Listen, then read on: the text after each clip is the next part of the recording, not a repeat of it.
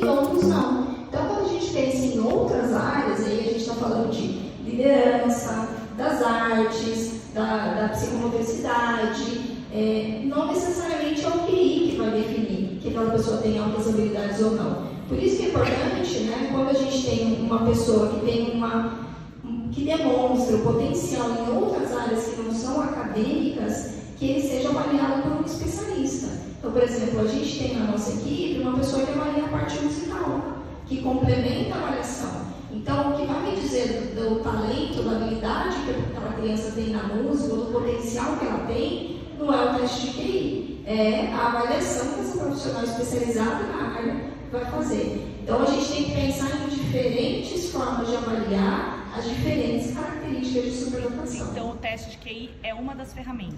O teste de QI é uma das ferramentas, é uma ferramenta usada pelo psicólogo e ela vai falar sobre superdotação acadêmica. Ela não vai falar sobre outros perfis de superdotação. E mesmo dentro da superdotação acadêmica, a gente sabe que o teste de QI não avalia todas as habilidades humanas. Então, às vezes, uma ou outra coisa não é absorvida pelo teste de inteligência. Ele mede algumas coisas que são mais valorizadas na escola, por isso que a gente fala que o teste de QI avalia as questões acadêmicas. Mas o QI não é a única medida para a superdotação, isso é bem importante a gente ter em mente, né? E outra coisa que às vezes eu ouço também é que a gente vai pensar em aceleração de acordo com o QI da criança. Isso também não é verdadeiro, porque não é o QI, né, Fabi? A gente tem que olhar o que a Camila falou, o perfil de funcionamento desse indivíduo, e aí entender se vai ser enriquecimento, se vai ser aceleração, se não vai ser nada, porque às vezes não precisa de nada.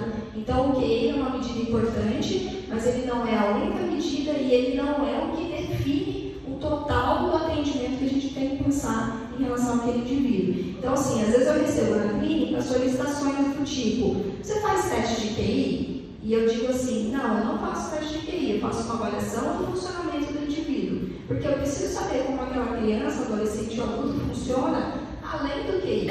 Eu tenho que olhar as questões emocionais, de personalidade, de habilidades sociais, questões atencionais, até para a gente fazer diagnóstico diferencial. Tem muitos aspectos que a gente tem que olhar. Não é só aplicar BISC, não é só aplicar SOM-R, é muito mais do que isso, né? Então tem que ser mais completo, mas sim, o teste de QI ele é importante. Para nós, psicólogos, ele é importante. O professor pode lançar mão de outras estratégias para fazer essa avaliação do desempenho, mas ele não é